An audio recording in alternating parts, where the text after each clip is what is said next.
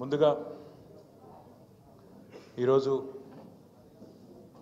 తెలంగాణ రాష్ట్రానికి ఆనాటి హైదరాబాద్ రాష్ట్రానికి హైదరాబాద్ సంస్థానానికి ఎంతోమంది యోధులు ఎంతోమంది తెలంగాణ బిడ్డలు వారి పోరాటంతో వారి ధీరత్వంతో తెలంగాణకు స్వేచ్ఛా వాయువులు పీల్చుకునే అవకాశం పొందిన ఈ సెప్టెంబర్ 17 మనందరికీ ఘనంగా జరుపుకోవడం మొదటి నుంచి కూడా బీఆర్ఎస్ పార్టీలో పెద్దలు కేసీఆర్ గారి ఆదేశం మేరకు ఒక సాంప్రదాయంగా ఉంది. తెలంగాణ భారతదేశంలో కలిసిన ఈ రోజుని ఇంటిగ్రేట్ అయిన ఈ రోజుని ఇండియన్ యూనియన్లో తెలంగాణ ఇంటిగ్రేట్ అయిన ఈ రోజుని నేషనల్ ఇంటిగ్రేషన్ డేగా జాతీయ సమైక్యతా దినోత్సవంగా గత 10 సంవత్సరాలుగా ప్రభుత్వంలో ఉన్న ఈరోజు ప్రతిపక్షంలో ఉన్న ఘనంగా జరుపుకుంటా ఉన్నాం. అందుకే ముందుగా తెలంగాణలోని ప్రతి అన్నకి ప్రతి తమ్ముడికి ప్రతి అక్కకి ప్రతి చెల్లెకి ప్రతి ఒక్కరికి ముందుగా ఈ జాతీయ సమైక్యతా దినోత్సవం సందర్భంగా శుభాకాంక్షలు. ఇవాళ చరిత్ర తెలియని చాలామంది ఈ సెప్టెంబర్ 17ను వక్రీకరించి రకరకాలుగా వారి రాజకీయ ప్రయోజనాల కోసం పాకులాడుతున్నప్పటికీ తెలంగాణలో ఎప్పుడైనా గంగా జమున తెహజీబ్ ఉండాలే, తప్పకుండా ఇక్కడ కులాలకు మతాలకు అతీతంగా తెలంగాణ బిడ్డలు ఎప్పటికీ ఒకటిగా ఉండాలని అభిలషించే పార్టీగా అభిలషించే నాయకుడిగా కోరుకునే నాయకుడిగా కేసీఆర్ గారి నాయకత్వంలో గత 10 సంవత్సరాల పాటు తెలంగాణలో ఎక్కడ ఒక చిన్న నొక్కుబడకుండా బ్రహ్మాండంగా శాంతి భద్రతలను కాపాడుకోగలిగినాం. అది ఏ సందర్భంలో అయినా కూడా ఆ విషయంలో మాత్రం రాజీ లేకుండా ప్రయత్నం చేసినాం.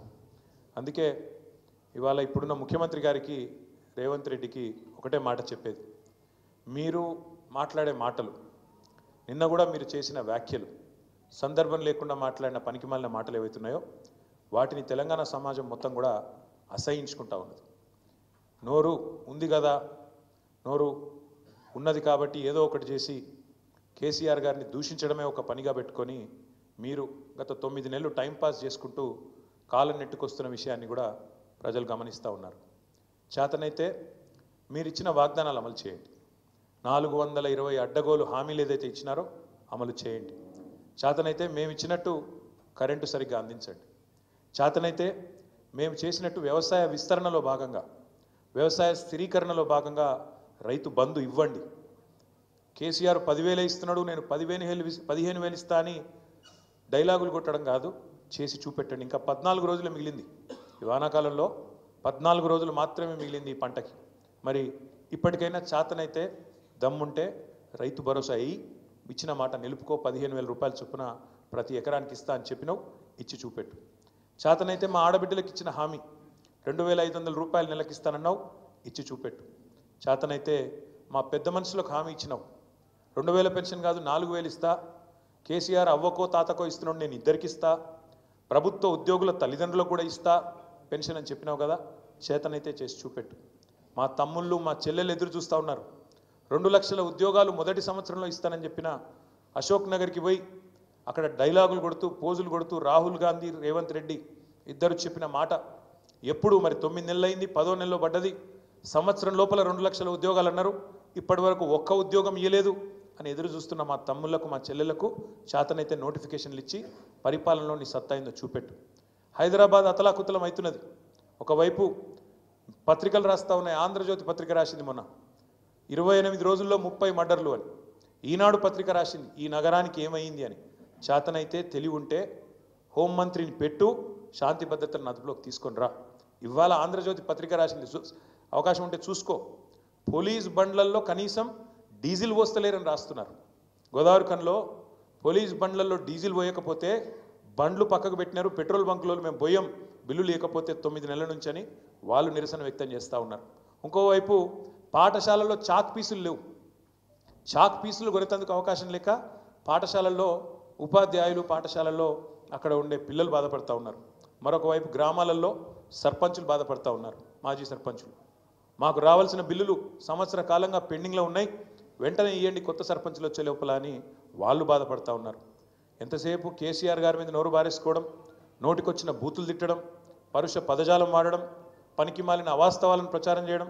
నిన్న ఆయన మాట్లాడుతుంటే అందరూ నవ్వుకుంటూ ఉన్నారు. ఫస్ట్ ఆఫ్ ఆల్ తెలంగాణ తల్లి, అందరికీ తల్లి లాంటి తెలంగాణ తల్లిని అక్కడ పెట్టుకుందాం. కొత్త సెక్రటేరియట్ డాక్టర్ బాబాసాహెబ్ అంబేద్కర్ గారి పేరు మీద పెట్టుకున్న సెక్రటేరియట్, అక్కడ తెలంగాణ తల్లిని పెడదాం అందరి తల్లిని అంటే, లేదు నేను రాహుల్ గాంధీ వాళ్ళ నాయననే పెడతా అని చెప్పి రాహుల్ గాంధీ గారి తండ్రి గారి ఫోటో తెచ్చి అక్కడ పెట్టినావు, తండ్రి గారి విగ్రహం తెచ్చి అక్కడ పెట్టినావు. పెట్టడమే కాకుండా ఢిల్లీ మెప్పు కోసం ఇన్ని రోజులు బూతులు తిట్టిండు కదా. సోనియా గాంధీ గారిని బలిదేవత అని, రాహుల్ గాంధీ గారిని ముద్దపప్పు అని, నానా బూతులు ఏవైతే గతంలో తిట్టినావో వాటిని కవర్ చేసుకోవడానికి ఈరోజు చాలా కష్టపడి వాళ్ళ ప్రాపకం కోసం నేను చెప్తున్నాడు. ఏం చెప్తున్నాడు? రాజీవ్ గాంధీ గారు కంప్యూటర్ కనిపెట్టిండట. ఇక నీకు ఎంత తెలివి ఉందో దీన్ని బట్టే చెప్పొచ్చు. అయ్యా రేవంత్ రెడ్డి గారు, నీకు తెలియదు, దరిద్రం ఏంటంటే నీకు తెలియదన్న విషయం కూడా తెలియదు. నీకు ఎవడు చెప్తే నవ్వు. కంప్యూటర్ కనిపెట్టింది రాజీవ్ గాంధీ, రాహుల్ గాంధీ కాదు నాయన, చార్లెస్ బ్యాబేజ్ అన్నట్టు ఆయన. పాపం ఆయన కనిపెట్టిండు, ఆయన బాధపడుతున్నాడు. ఎక్కడున్నాడు కానీ ఆయన ఆత్మ అది బాధపడుతూ ఉన్నది. రాజీవ్ గాంధీ గారు భారతదేశానికి కంప్యూటర్ పరిచయం చేసినట్టాడు. రాజీవ్ గాంధీ గారు కంప్యూటర్ పరిచయం చేయలేదు భారతదేశానికి. 1955లోనే టాటా గ్రూప్ వాళ్ళు బొంబాయిలో మొట్టమొదటి కంప్యూటర్ను వాళ్ళు తీసుకొచ్చినారు. ఇది నీకు తెలియదు. ఆ రోజు రాజీవ్ గాంధీ గారికి 10 ఏళ్ళలో 12 ఏళ్ళలో. ఇది నీ తెలివి, ఇది నీకున్న పరిజ్ఞానం. ఇక దాంతోపాటు మీకు తెలుసు ఈ రాష్ట్రంలో పరిస్థితి ఎట్లా ఉంది అంటే, ఒకవైపు చికెన్ గున్యాలు, విష జ్వరాలు, మరొక వైపు ఈ డెంగ్యూలు, పారిశుద్ధ్యం పడకేసింది. పట్టణ ప్రగతి లేదు, పల్లె ప్రగతి లేదు, కనీసం పల్లెల్లో పిచికారి కొట్టించే పరిస్థితి లేదు నీ ప్రభుత్వానికి. స్కూళ్ళలోనేమో చాక్ పీసులకు పైసలు లేవు, పల్లెల్లోనేమో పిచికారి కొట్టించేందుకు పైసలు లేవు, సర్పంచుల బిల్లులు ఇవ్వవు, ఆఖరికి పోలీసుల బండ్లల్లో మరి మమ్మల్ని అరెస్ట్ చేసి వాళ్ళని కొట్టబోయేటోళ్ళకి వాళ్ళకు కూడా మరి కనీసం వాళ్ళ బండ్లలో డీజిల్ పోసే ముఖం లేదు. దాంతోపాటు హోంగార్డులకు కూడా జీతాలు ఇచ్చే పరిస్థితి లేదు. చెప్తూ పోతే ఒకటి రెండు కాదు, రాష్ట్రంలో ఒకవైపు హెల్త్ ఎమర్జెన్సీ పెట్టే పరిస్థితి ఉన్నది. అంత దారుణమైన పరిస్థితులు వాళ్ళ పిల్లలు ఎక్కడ చూసినా ప్రతి ఇంట్లో జ్వరాలతో అతలాకుతలమవుతున్నారు.